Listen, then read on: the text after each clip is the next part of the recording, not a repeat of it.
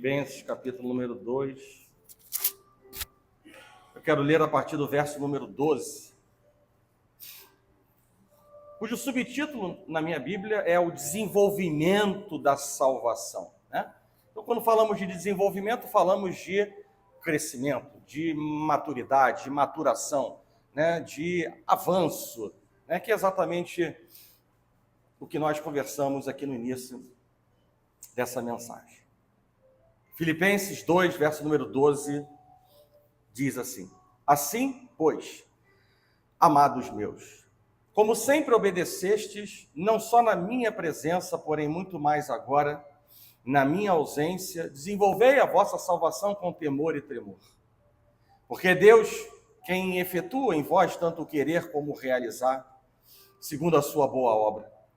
Fazei tudo sem murmurações nem contendas, para que vos torneis irrepreensíveis e sinceros, filhos de Deus, inculpáveis no meio de uma geração pervertida e corrupta, na qual resplandeceis como luzeiros no mundo, preservando a palavra da vida, para que no dia de Cristo eu me glorie, de que não corri em vão, nem me esforcei inutilmente. Amém? Feche os seus olhos. Senhor Deus e nosso Pai, graças te damos, Pai, por esse ambiente espiritual, Pai, que o Senhor já nos envolve e nos cerca nessa manhã. A sua presença real no meio dos louvores, já trabalhando e preparando os nossos corações para receber a Tua palavra, Pai. E quão poderosa, Deus, é a Tua palavra, sobretudo diante de um Deus que sonda e nos conhece por inteiro e que sabe aquilo que precisamos ouvir, aquilo que é alimento para a nossa fé, é resposta para as nossas dúvidas, é solução para os nossos questionamentos, é porta que se abre em nossas vidas, Pai. E nessa manhã, mais uma vez queremos, ó Pai, que o Senhor possa trabalhar de maneira profunda em nossos corações e mentes, me dando, Deus, liberdade para falar em Teu nome com ousadia, com intrepidez, com alegria, Pai, com legitimidade naquilo que vou falar. E da mesma forma, Pai, continua preparando o coração para que cansaço, preocupação, ó Pai, problemas, tempestades, provações, enfermidades, não sejam, Deus, o foco nesse momento, não tirem a atenção da Tua igreja, mas possam, Deus, estar com seus pensamentos cativos em Ti, na Sua palavra, no que vai acontecer nessa manhã. E mais uma vez, Pai, assim como fizemos nesta manhã, repreendemos, em nome de Jesus, toda a artimanha de Satanás, todo o engodo do inimigo, toda cegueira espiritual, todo espírito imundo que ouse atrapalhar, ó Pai, aquilo que o Senhor tem para fazer nessa manhã, nesta igreja, e a Tua palavra não voltará vazia para a sala do trono da Tua graça, sem que antes o Senhor cumpra o seu propósito nessa manhã. Assim nós oramos. E nós agradecemos por tudo, em nome de Jesus, e que a igreja do Senhor diga amém.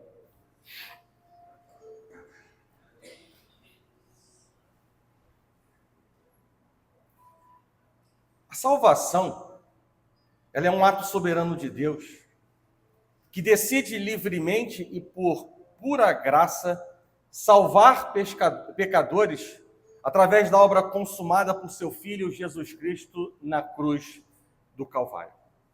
É um ato soberano, mas a salvação nós podemos dizer também que é um ato misericordioso de Deus, que propõe resgatar aqueles que não merecem ser resgatados. Ou seja, a salvação não é uma conquista do homem, mas sim um presente de Deus. E ela é nossa, não por direito de conquista, mas por dádiva imerecida. A salvação, ela não é um prêmio das nossas obras, mas ela é um troféu da graça de Deus sobre nossas vidas. E por essa obra gloriosa, nós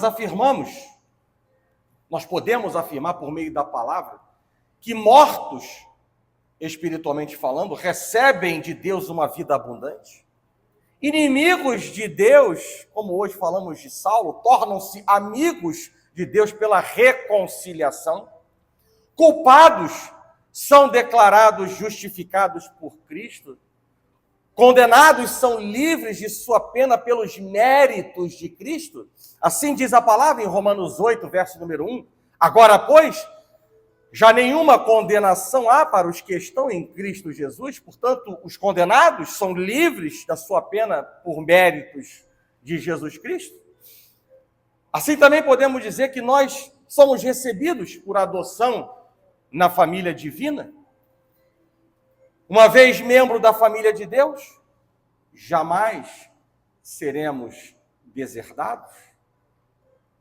Quem diz isso? A palavra. Romanos 8,17 diz, ora, se somos filhos, somos também herdeiros, herdeiros de Deus e co-herdeiros com Cristo Jesus. Se com Ele sofremos, também com Ele seremos glorificados. Ou seja, uma vez membro da família, jamais seremos deserdados dessa família. Uma vez ovelha de Cristo, jamais alguém nos arrancará da mão de Cristo. Talvez você esteja pensando na ovelha perdida, mas isso não se encaixa no que eu estou falando. Uma vez ovelha, jamais alguém poderá nos arrancar da mão de Cristo. Quem diz isso? A palavra. João 10, 28 diz, eu lhes dou a vida eterna, jamais perecerão, e ninguém, olha o que Jesus diz, e ninguém as arrebatará da minha mão. Uma vez salvo, ao crer em Cristo como único e suficiente Salvador, salvo para sempre. Uma vez salvo, salvo para sempre. Eu trouxe isso para a igreja porque isso foi motivo até mesmo de... Cadê a irmã Solange? A irmã Solange me fez um questionamento durante a escola bíblica, né? Então, eu sabia que isso poderia chocar a igreja. Como gerou questionamento na escola bíblica dominical? Uma vez salvo, salvo para sempre. E talvez você esteja se questionando, ou já tenha questionado o seguinte: e quanto às pessoas que entraram para a igreja, participaram de um ministério, demonstraram boas obras, mas acabaram se desviando e voltando para o mundo? Eu disse, uma vez salvo, salvo para sempre. E obviamente que existem dois cenários para esse caso. Dois cenários. O primeiro, tratam-se de pessoas que nunca foram verdadeiramente salvas. Nunca foram verdadeiramente salvas. Elas apenas pareciam ser salvas. Isso é representado na parábola do semeador como a pessoa que tem o coração pedregoso, que recebe a palavra com alegria, mas que não tem base sólida e acaba não dando frutos. Nesse cenário também estão os que dizem ter aceito Jesus como Senhor e Salvador de suas vidas, mas nada mudou. Continuam sob o domínio do pecado. Não há interesse por santificação. Ainda que possa haver um cheiro de religiosidade, não há frutos. E os discípulos são aqueles que dão frutos, não, muitos frutos. Então esse é o primeiro cenário, o cenário daqueles que nunca verdadeiramente foram salvos. Mas o segundo cenário, estão lá as pessoas que são verdadeiramente eleitas de Deus, mas que acabaram passando por um momento de fraqueza espiritual. E nesse caso, a pessoa acabará voltando para os caminhos do Senhor, ainda que seja no último suspiro de vida.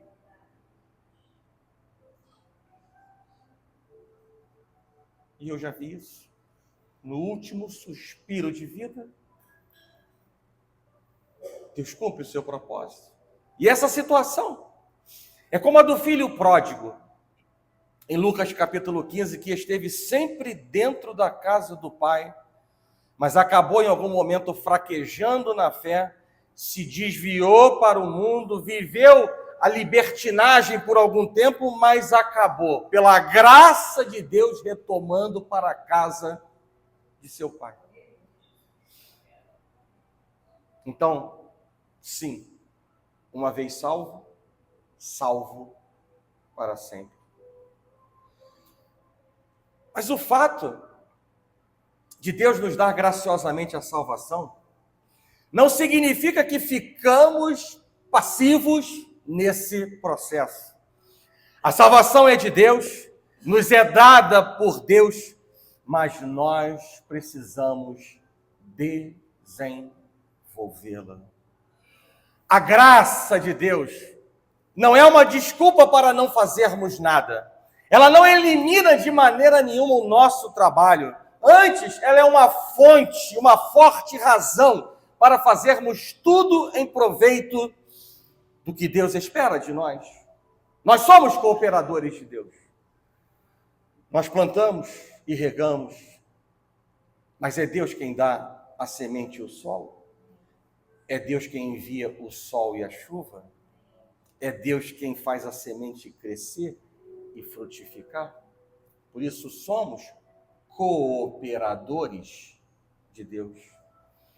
Portanto, quero que a igreja esteja com o entendimento claro no coração de que a salvação nunca será um processo passivo e de inações, mas sim um processo ativo em nós.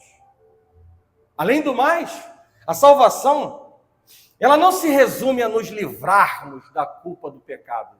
Isso é uma visão certa, sim, mas limitada. A salvação vai muito além disso. E nós podemos entender a salvação em 3 tempos. O primeiro, o cristão, pela justificação, ele foi salvo da culpa do pecado. Salvo da culpa do pecado. E nós entendemos a justificação como uma obra de Deus, onde o justo juiz nos declara justos pelos méritos obtidos pela vida perfeita de Jesus Cristo e por sua morte em nosso favor.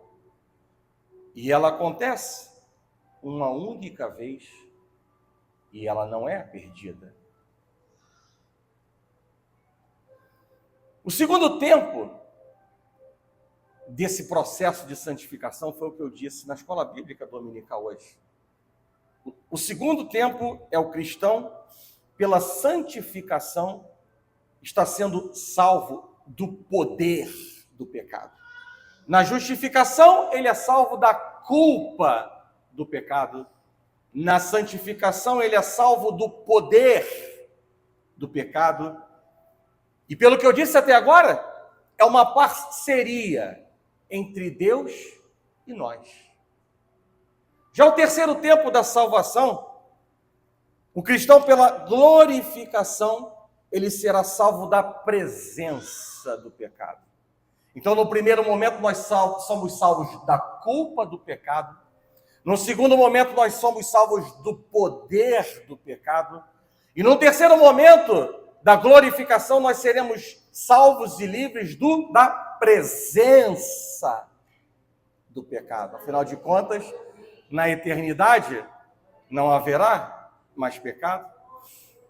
A futura glorificação é uma obra do Deus vivo, que injetará em nós a vida incorruptível e imortal para nunca mais nos apartarmos dele e vivermos para todo sempre na sua presença. E ela acontecerá uma única vez, na vinda de Cristo, para vivermos por todas as eras futuras ao lado de Cristo, ao lado de Deus Pai.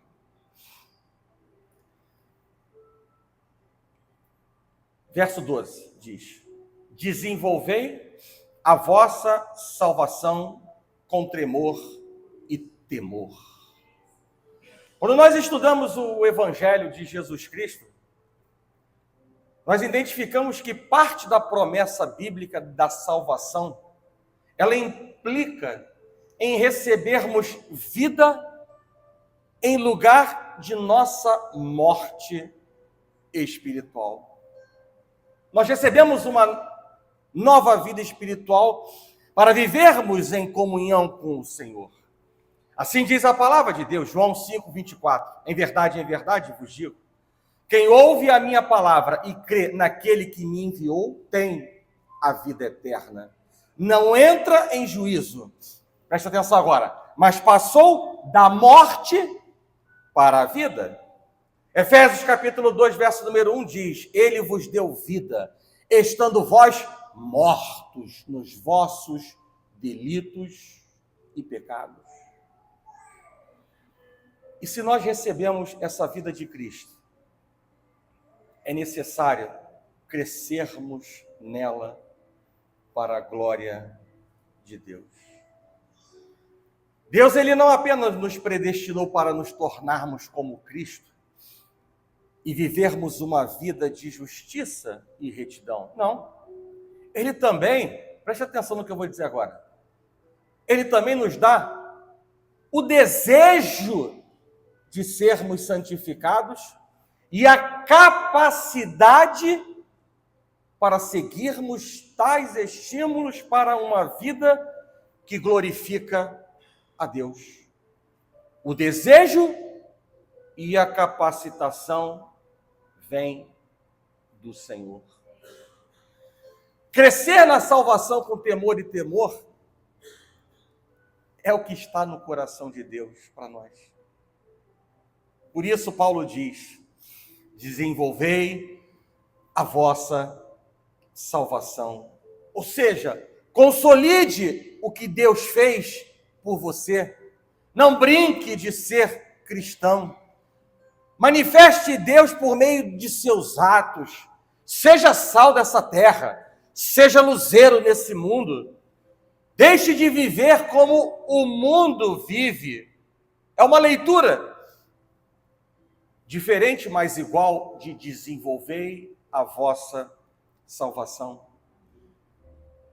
E da mesma forma como o Evangelho de Mateus, no capítulo 7, não diz apenas pedi e dar-se-vos-á, mas diz pedi e dar-se-vos-á, buscai e achareis, batei e abrir-se-vos-á, conotando perseverança, conotando profundidade naquilo que devemos fazer diante de Deus. Paulo, ele não diz apenas desenvolvei a vossa salvação, mas ele completa dizendo, desenvolvei a vossa salvação com temor e tremor.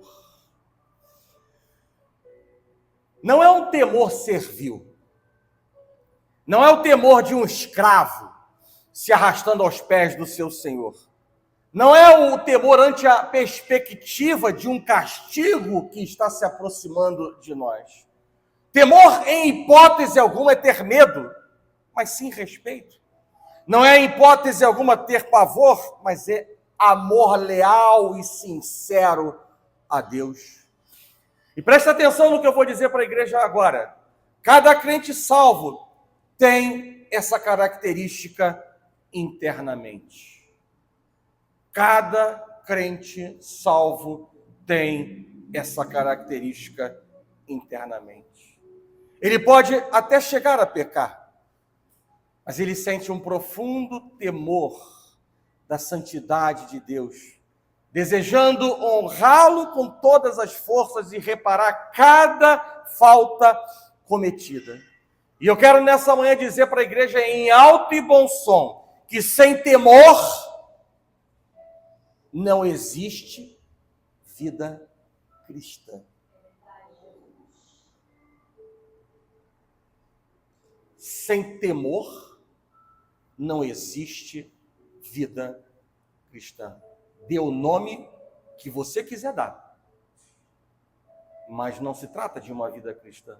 Provérbios 9:10 diz, o temor do Senhor é o princípio da sabedoria, do saber. E conhecer o santo é ter entendimento para viver uma vida cristã em Cristo Jesus. Como podemos viver uma vida em Cristo Jesus? Sermos seguidores de Cristo Jesus, sermos testemunhas de Cristo Jesus, se nos falta o conhecimento do que Ele fez para ser replicado em nossas vidas. Por isso, eu afirmo, sem temor, que é o princípio do saber, não existe vida cristã. Nosso grande temor deve ser em ofendê-lo e desagradá-lo depois dele ter nos amado, a ponto de nos dar o seu Filho unigênito para morrer em nosso lugar.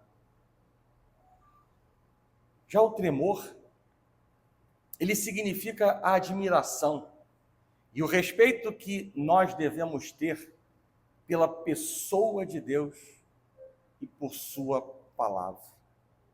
É o impacto que sentimos quando a palavra de Deus ela é revelada em nosso coração, destruindo nossas falsas motivações, nossas falsas convicções, quebrando nossos ídolos interiores e nos lançando humilhados aos pés do nosso Senhor Jesus Cristo.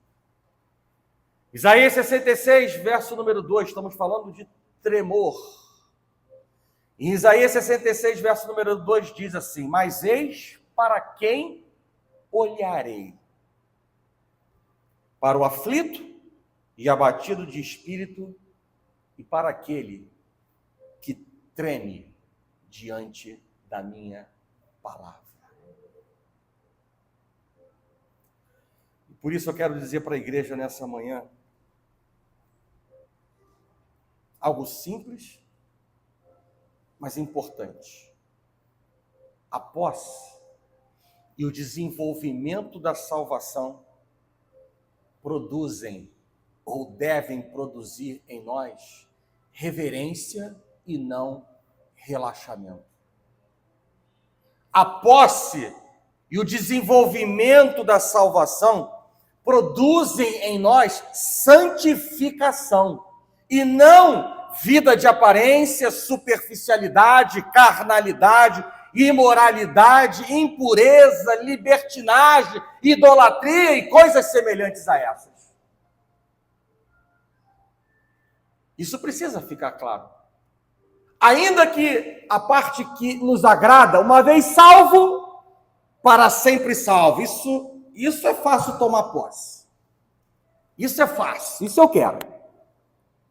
Mas eu preciso dizer algumas verdades para a igreja. Lembra que eu falei dos dois cenários?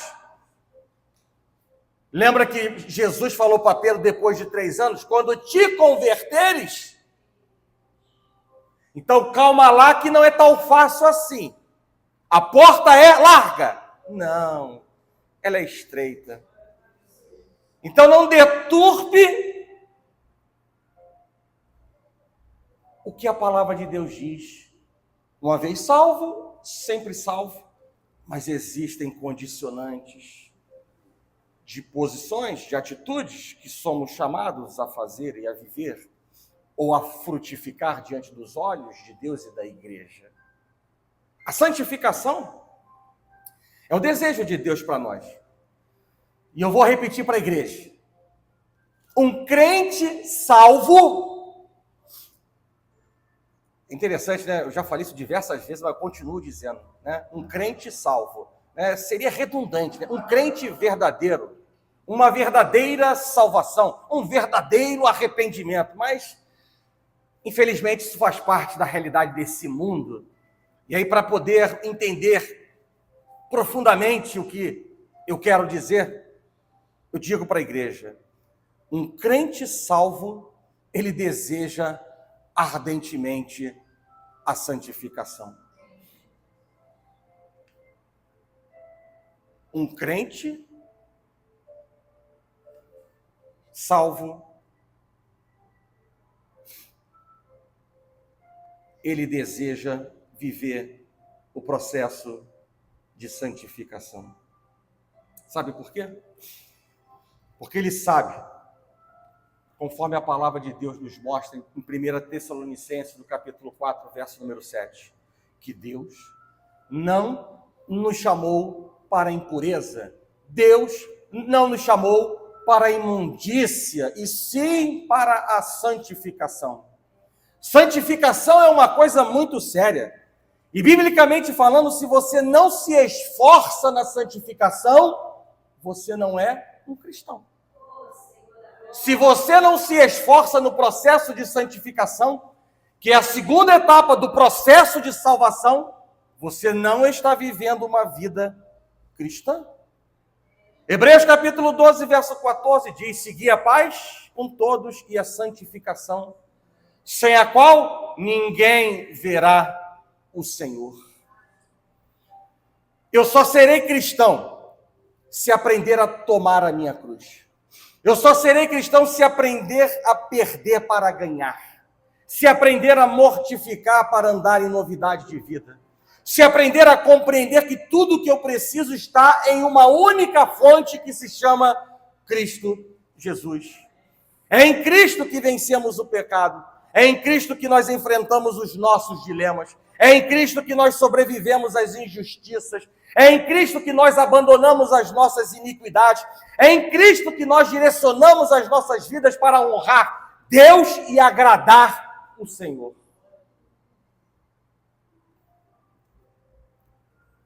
Por isso a santificação, ela deve ser um ato intencional do cristão. E eu vou dizer outra coisa simples, óbvia, mas importante. A santificação, ela deve ser um ato intencional do cristão. E quem determina os parâmetros da santificação não somos nós, e sim a palavra de Deus. Eu vou repetir. Quem determina os parâmetros de uma vida de santificação não sou eu, é a palavra de Deus. E isso é algo que devemos manter vivo no coração ou aprender se necessário for. Mas não podemos relativizar os valores morais de Deus ou estabelecer os nossos próprios valores de santificação baseados apenas na negação da imoralidade do mundo ou ainda baseados na parcialidade da imoralidade do mundo. Os parâmetros da santificação não somos nós que estabelecemos. É a palavra de Deus quem nos diz o que é uma vida de santificação. E santificação, para que você amplie a sua visão espiritual, diante do que eu acabei de dizer, santificação não é meramente uma fuga do pecado. Não é meramente isso, mas sim um direcionamento para Deus. Não é simplesmente deixar de fazer algumas coisas, é reorientar cada aspecto da nossa vida para honrar a Deus e glorificar o nosso Senhor. Santificação é aceitar o desejo de Deus de nos crucificar, sepultar e nos ressuscitar em Cristo Jesus. É matar o nosso ego no altar da graça de Deus e deixar Deus manifestar em nós a vida de Jesus Cristo. Isso é uma visão ampliada de santificação.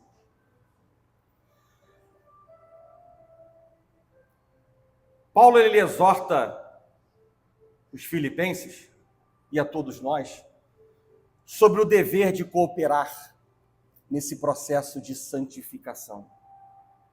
O que implica em seguir Jesus e, naturalmente, se esforçar em obedecer a palavra de Deus, a fim de ter uma vida cristã santa e desenvolver a salvação com um saudável temor de ofender ou desonrar a Deus. No entanto, igreja, essa cooperação com temor e tremor, ela deve ser acompanhada pela alegria de saber duas coisas, pelo menos. Não tenho aqui a pretensão de esgotar esse motivo de alegria, mas eu quero te dar apenas dois. O primeiro que a palavra de Deus diz, nesse mesmo livro, no capítulo anterior, no verso número 6, que aquele que começou a boa obra há de completá-la até o dia de Cristo Jesus. E isso é motivo de alegria. Mas ainda, como nós lemos, que Deus é o que opera tanto o querer como o efetuar conforme a sua vontade. E o que significa isso?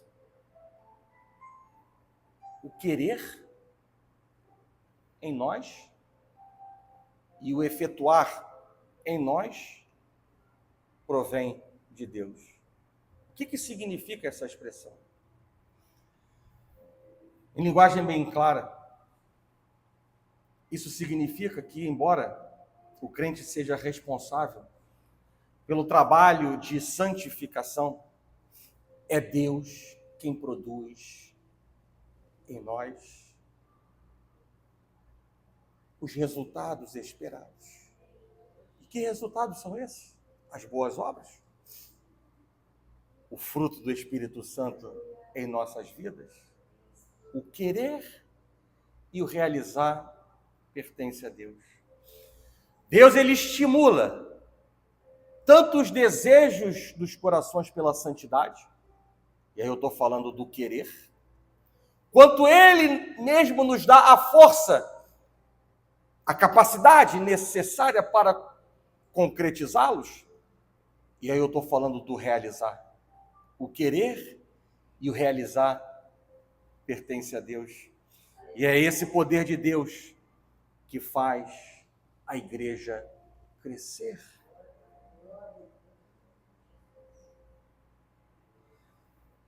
O que eu afirmo nessa manhã é que os salvos, eles têm uma assinatura de temor e tremor dentro de si, que os impele a continuar empenhados no crescimento, entre um fracasso e outro que eventualmente irão ocorrer pela fraqueza da nossa carne pecadora. Assim, a nossa maturidade espiritual nunca dependerá apenas de nós, e quão bom que é assim. Nunca dependerá de nós, das nossas habilidades ou da ajuda de outros irmãos. É Deus quem opera em nós, nos santificando. O mesmo Deus que nos conheceu de antemão, ele nos predestinou, ele nos chamou, ele nos justificou e ele nos santifica, garantindo que seremos glorificados. Porque o próprio Jesus declarou que ninguém pode nos arrebatar das suas mãos. Ou seja, nós sempre estaremos seguros nele até o fim.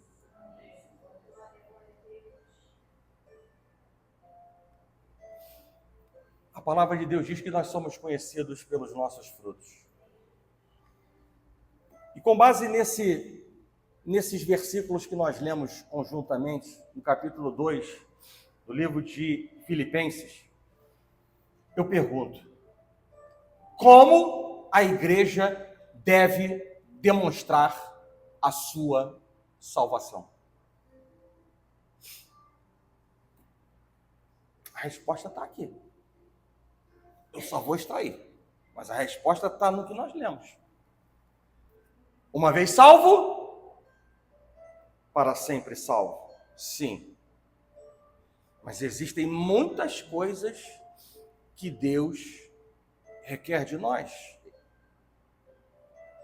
Não é de qualquer forma. E a palavra de Deus está dizendo que por meio de 4 coisas que nós lemos, Por meio de relacionamentos transformados? Eu vou repetir a pergunta. Como a igreja deve demonstrar a sua salvação? Nós não estamos aqui para julgar, mas nós não podemos ser inocentes. Eu diria que cabe a mim, como pastor, ter essa responsabilidade de continuamente exortar ou repreender a igreja para se alinhar à vontade de Deus. Para que seja um discípulo que produza muitos frutos, para que verdadeiramente produza algo que demonstre a sua salvação. E aí a leitura vai ficando mais clara para nós. Uma vez salvo, para sempre salvo. Sim, isso é verdade.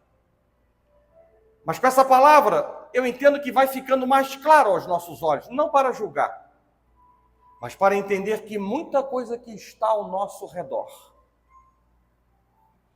não configura o que Deus quer para as nossas vidas.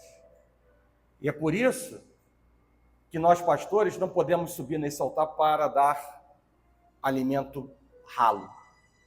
É por isso que o ministério de intercessão precisa continuar orando e intercedendo por essa igreja. E isso, como eu disse na escola bíblica dominical, isso, na leitura carnal da igreja, pode ser uma ofensa. Pode ser um momento não agradável, um desconforto. Mas isso significa amor. Não seria mais fácil se não precisássemos gastar tempo para falar a mesma coisa 1000 vezes? Claro que seria. Claro que seria. Quem é o pai que gosta de falar mais de uma vez a mesma coisa? Eu particularmente, minha filha está em algum canto e ela sabe. Eu não gosto de falar mais de uma vez. Não gosto.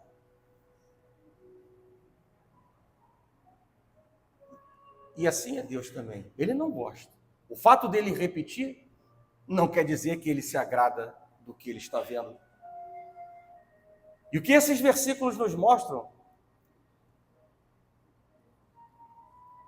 é que por meio de relacionamentos transformados, por meio de uma conduta irrepreensível, por meio de um testemunho notável e por meio de uma fidelidade inegociável, é a maneira como a igreja mostra a sua salvação. Relacionamentos transformados, conduta irrepreensível, testemunho notável, fidelidade inegociável. Isso é a demonstração de uma igreja salva. Pelos seus frutos sereis conhecidos, e esses são os frutos de uma igreja salva. A salvação é demonstrada por meio de relacionamentos transformados, que foi a primeira coisa que eu disse. Antes de Paulo discorrer sobre o desenvolvimento da salvação, que é o subtítulo na minha Bíblia, ele exorta os crentes da igreja de Filipos ao amor fraternal e à humildade. Eles estavam trabalhando, mas sem sintonia uns com os outros. Havia partidarismo e discordância entre eles. E a igreja estava dividida. Então, Paulo, ele exorta os cristãos dando-lhes 2 ordens. Fazei tudo sem murmurações e fazei tudo sem contendas. Não sei se você fez a conexão rápida, mas esses foram os mesmos 2 pecados que macularam o povo judeu em sua travessia no deserto. Contenda e murmuração. E por que as murmurações e as contendas são atitudes reprováveis diante dos olhos de Deus? Bem, eu diria que primeiro porque são completamente opostas à atitude, ao padrão, à referência de Cristo Jesus e, consequentemente, são pecado. E se são pecado, não são aprovadas por Deus. Um segundo argumento, por que é uma atitude reprovável? Eu diria que porque a murmuração, especificamente a murmuração, trata-se de negar a providência de Deus. E além disso, mostra um coração invejoso ou com falta de fé associado a uma ingratidão. E, portanto, não agrada o coração de Deus. Por sua vez, as disputas e contendas, além de serem destrutivas, elas desviam o cristão de seu papel espiritual. Paulo diz que a nossa luta não é contra sangue e carne, e sim contra principados e potestades, contra os dominadores desse mundo tenebroso e contra as forças espirituais do mal nas regiões celestiais. Portanto, se os irmãos guerrearem entre si, eles estarão dando trégua na guerra contra Satanás. E assim, só Satanás ficará satisfeito. Mais ainda, porque bloqueio a causa de Cristo entre os descrentes. Se tudo que as pessoas conhecem sobre a igreja é que seus membros vivem constantemente murmurando e contendendo, certamente eles terão uma impressão negativa de Cristo e do Evangelho. Sim ou não? Sim. É mais ou menos como um jovem que vive no mundo e faz um convite para um colega de colégio estar na juventude da igreja. Qual o testemunho que alcança o outro jovem? Eu vou para um lugar para ser o que você é, aonde não vejo transformação nenhuma na sua vida.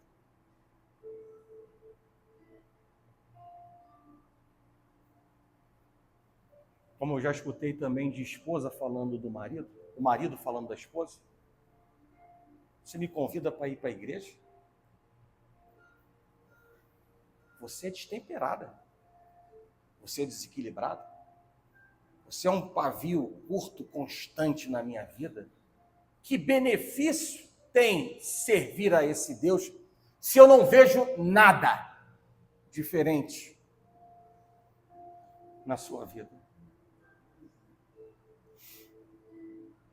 E assim bloqueiam a causa de Cristo entre os descrentes. Murmuração e contenda têm o poder de alcançar também o universo externo da igreja, aonde inibe a ação de Deus na vida dos descrentes. E a unidade, ela deve ser buscada, mesmo que mediante o esforço, por assim. E assim diz a palavra de Deus, em Efésios 4:3. Esforçai-vos diligentemente por preservar a unidade do Espírito no vínculo da paz. A unidade em Cristo, ela deve prevalecer sobre as diferenças. A unidade, ela não mata a individualidade, mas ela deve prevalecer entre as diferenças. E a igreja é um laboratório do amor de Deus. É como se Deus abrisse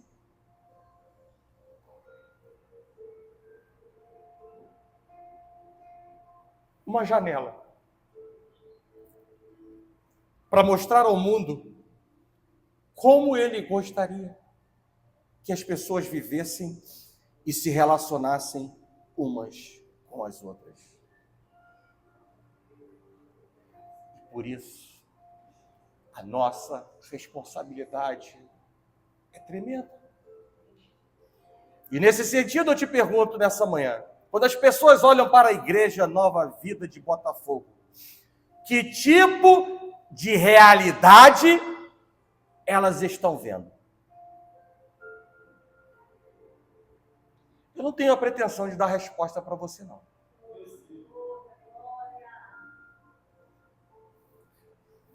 Mas eu quero dizer para você nessa manhã que parte da resposta está em você.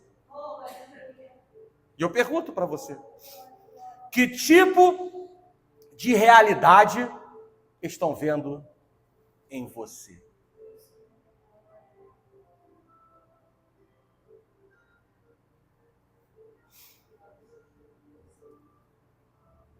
A salvação, ela é demonstrada por meio de relacionamentos transformados.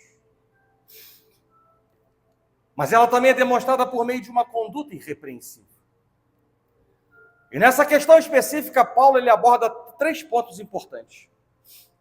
Os crentes devem se tornar ou ser irrepreensíveis, ou seja, quando nós falamos de ser irrepreensível, nós estamos falando daqueles que não merecem ou precisam de repreensão ou censura, porque sabem o que são chamados a fazer e fazem. Não se trata de ser perfeito, mas ter como alvo a integridade, que significa lealdade, fidelidade, transparência, honestidade, qualidade de uma pessoa firme e constante no que Deus nos chama a ser e a viver. Os crentes devem se tornar, ainda à luz da palavra de Deus, ao ser, esse é o segundo ponto destacado por Paulo, sinceros, verdadeiros, aonde o sim seja sim, aonde o não seja não. E além de irrepreensíveis e sinceros, a palavra de Deus também nos chama a ser inculpáveis no meio de uma geração pervertida e corrupta. E se o sal da terra, se o sal deixa de ser sal, ele não presta para nada. Se a luz ela deixa de brilhar, ela perde o seu efeito. Portanto, nós que dizemos ser seguidores de Cristo, nós devemos fazer algo de positivo por Ele e para Ele. Nós precisamos ser irrepreensíveis, íntegros, em relação a 4 importantes áreas da nossa vida, que são os sentimentos, os relacionamentos, as atitudes e os valores. Íntegros. 1 João, capítulo 2, verso 6 diz: aquele que diz que permanece nele, esse também deve andar assim como ele andou. E Jesus foi um obreiro, um filho irrepreensível. E é isso que a palavra de Deus está dizendo para nós. Se somos dele, se somos cristãos, nós devemos andar como um cristão. A salvação é demonstrada também, como eu disse, por meio de um testemunho notável e de uma fidelidade inegociável, onde o crente, ele não negocia com a carne, ele não barganha a bênção com Deus, ele não desafia a tentação, ele não brinca de ser cristão, ele não relativiza os valores morais de Deus, ele não atropela a vontade de Deus, ele não menospreza a palavra de Deus, ele não menospreza a voz de Deus, ele não menospreza a direção de Deus, ele não fundamenta a sua motivação para adorar, louvar e servir ao que vê ou ao que tem. Ele não abre mão de ser aprovado por Deus. Ele não é indiferente ao sacrifício que Jesus pagou na cruz do Calvário.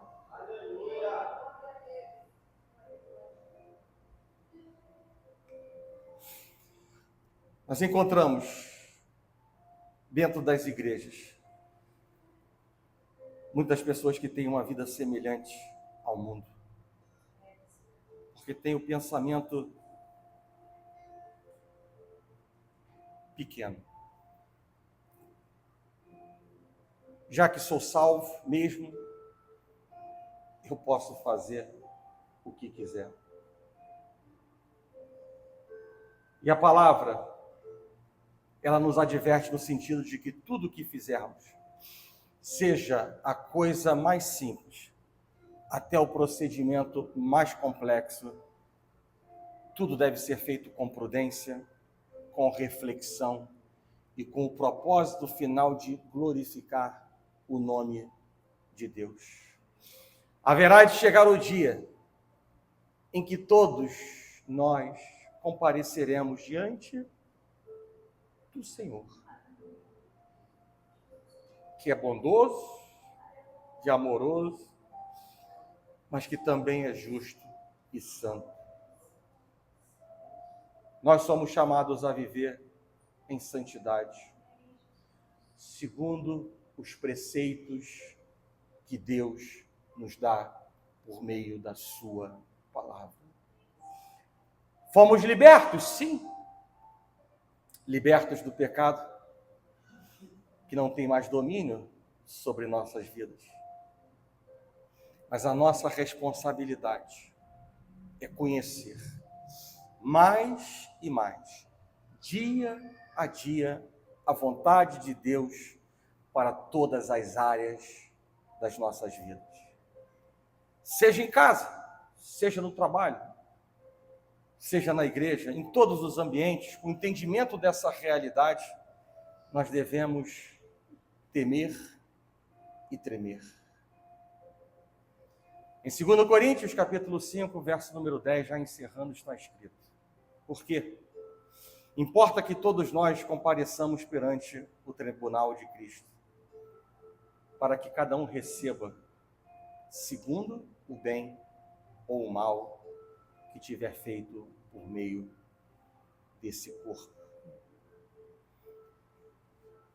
E por isso Paulo advertiu a igreja no passado, e essa palavra continua ecoando no tempo e no espaço para nos alcançar nessa manhã, quando Deus diz: desenvolvei a vossa salvação com temor e tremor diante dos olhos de Deus, a quem interessa a nós mais o selo da aprovação de Deus. Amém? Essa é a palavra que eu queria dividir com a igreja de manhã. Obviamente que tudo contribuindo para a estrada da maturidade. Tudo sendo trabalhado no sentido de mudarmos corações, mentes e até mesmo que seja caráter. Até mesmo que seja o caráter. Para nós alcançarmos aquilo que Deus Ele tem para fazer em nossas vidas. Amém? Feche os seus olhos.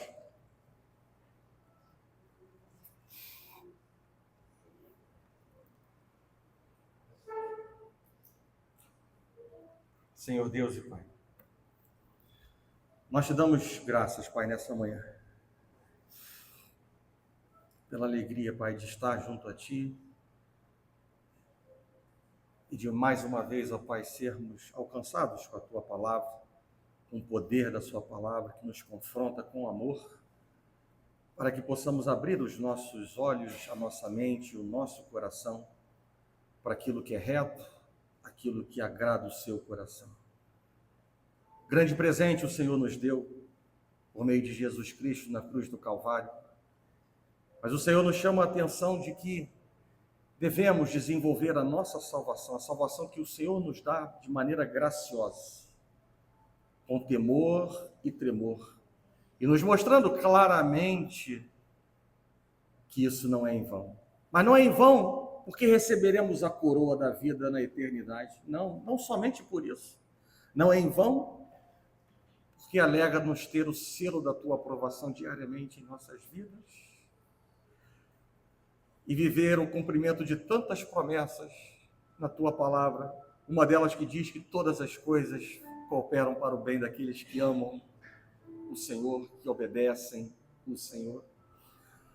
Quão bom, Deus, é desfrutar das tuas promessas, do cumprimento da tua palavra, da manifestação dos seus sinais em nossas vidas, ainda que existam lutas, ainda que existam conflitos, ainda que existam ameaças, ainda, Pai, que a nossa carne continue militando contra o Espírito para desconstruir tudo que o Senhor constrói por meio da sua palavra. Mas ajuda-nos, Deus, há muito mais do que a emoção de um dia e de uma palavra, a entronizar toda palavra que é ministrada ao nosso coração, para, como foi dito nessa manhã, sermos melhores hoje do que fomos ontem, e assim continuarmos avançando nessa estrada da salvação, desenvolvendo a nossa salvação com temor e tremor a Ti, Pai. Fortalece-nos, Deus, em nossas decisões. Cuida, Deus, de nossos corações e nossas mentes, para que as nossas decisões sejam acertadas, não sejam tendenciosas, carnais, precipitadas, unilaterais, que sejam envolvidas, ó Pai, estejam envolvidas nas circunstâncias do que estamos inseridos, porque a Tua palavra diz que nós não somos chamados a viver pelas circunstâncias, mas sim pela fé. Em nome de Jesus, Pai, cuida de nossos corações. Continua, Pai, porque essa foi uma palavra que nós ministramos nessa manhã, fonte de alegria para nós, quando o Senhor diz que a boa obra há de ser completada em nossas vidas, Pai. Em nome de Jesus. Trabalha, Pai. Vivifica, Deus, a Tua obra. Enche-nos, Deus, com o Teu Espírito, Deus.